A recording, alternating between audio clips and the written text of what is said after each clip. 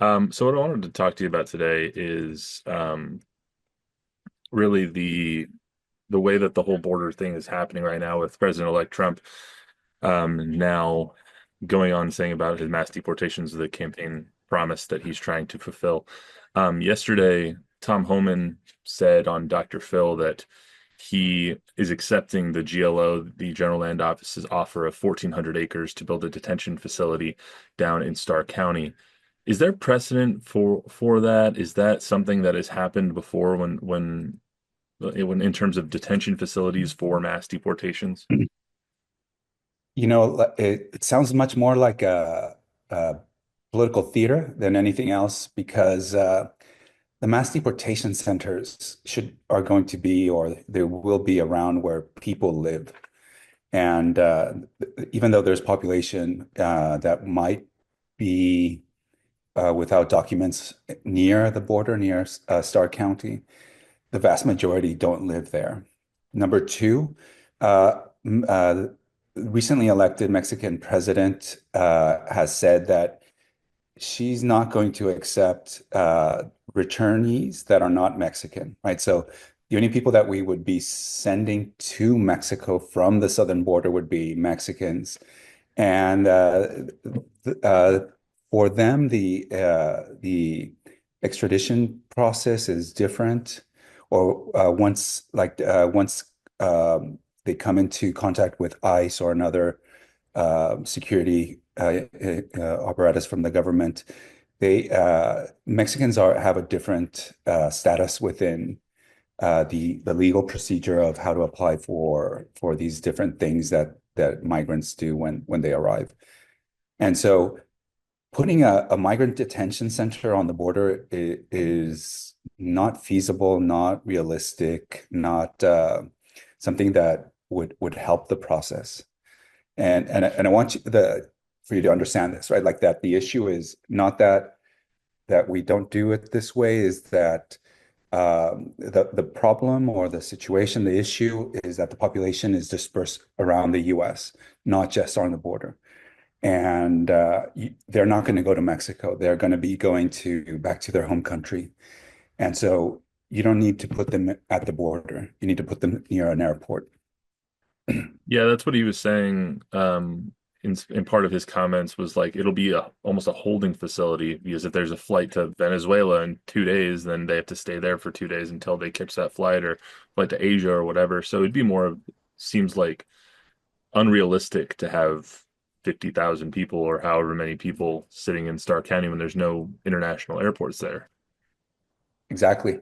So right now we're in the process of kind of thinking about how this whole policy is going to be done. And there's a lot of people, taking advantage of the media's interest and trying to grab some attention. And so what we see from the office of the land manager is something akin to political theater. So really, you think that this whole Jocelyn's initiative, where she's off, where Texas Land, Don Buckingham is basically offering any of the 13 million acres of land that Texas owns to the federal government to be leased, in that it's all kind of, for show. I would say yes. In a few years, time will tell, right? If those facilities are being used. My experience in studying migration is that such things wouldn't happen. We already have facilities in places like Kearns, where the infrastructure is already built and the capacity for processing people in the way that the new president wants what can happen there. Um, you know, we've deported as a country millions of people before, right? During the Obama administration, about 3 million people were deported. That's, 8 years and 3 million people. Uh, Trump wants to do this at a massive scale. And so it's not clear if the budget is there to hire as many people to do all this processing. And these are logistical issues that need to be concerned, right? There's definitely going to be bottlenecks, and the approach of saying that they're going to focus on criminals. It's kind of what the U.S. government has been doing all along, right? Like it always focuses on criminals, and so to kind of say that they're going to do something like it's new, it's again part of this political theater. There's a lot of negative consequences that we're not talking about. This policy that's going to generate for our economy, especially. It's also going to create a lot of problems um, for cities.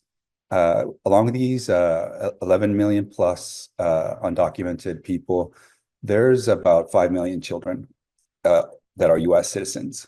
And so the big question that needs to be answered before any of this, what's going to happen when we deport the parents and we're creating, US citizen orphans? What are we going to do with all these children? Uh, what's the plan, right? Like we can't just figure it out later. We need a plan before we even start. Does it take an emergency declaration or an executive order on the first day of the presidency to in order to start doing these mass deportations or acquiring this land in Starr County or acquiring any other land in Texas? That's something that's being discussed right now. The can Trump use an executive order? Can he declare a special state of emergency, something like that? And these are things that constitutional scholars are right now looking at, and it's not clear about the legality. And for sure, there's going to be uh, as soon as the policy is released, there's going to be suits that are going to start to block it. And depending on what circuit and what of the federal courts this is heard at, the we don't know, right? Like if it's going to be easy sailing or is it going to be more problematic? Then we have to think about the impact into the economy.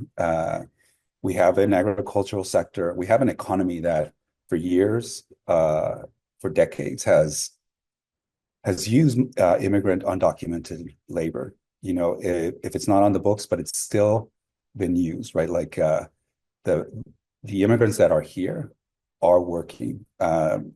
Very few are not, and so who's going to do the work that they were doing? That's a big question. And especially when it comes to agriculture, a lot of people in the agriculture sector are pretty worried. We saw something similar in Florida and in Georgia at different points when government has established something that they call the self-deportation policies. This is to make life in a city very uncomfortable for immigrants so that they choose to self-deport. And the first things that happened was that there was a backlash from the agricultural sectors in both of these states because they lost the opportunity or ability to do a lot of the labor that usually is done by undocumented workers. Last question for you. Even if, it's kind of pie in the sky or political theater or political jousting, however we want to look at some of this stuff that's going on, what does it say to you about the rhetoric that's going on here, whether that's from the Democrat side or the Republican side, that the one of the biggest campaign promises from the incoming president is kind of in the works of being done, and there seems to be a billion ideas on how to do it. Maybe we take those on another day, but this mass deportation is seemingly going to happen. What does that say to you? I can't foresee this happening without violations of human rights, of legal statutes, of individual rights of U.S. citizens getting misidentified in the mix, the situation with children. I think that we're going to look back at this point and be very ashamed of what's happened and what we have done. We've been here before in these moments of like when as a majority we think it's okay to take out away the rights of minority groups. I'm Japanese American, and so Japanese American and Mexican, and so my grandparents were in camps, right? So it's that situation that that we've been here before. We've been ashamed of what we've done in the past, and here we go again.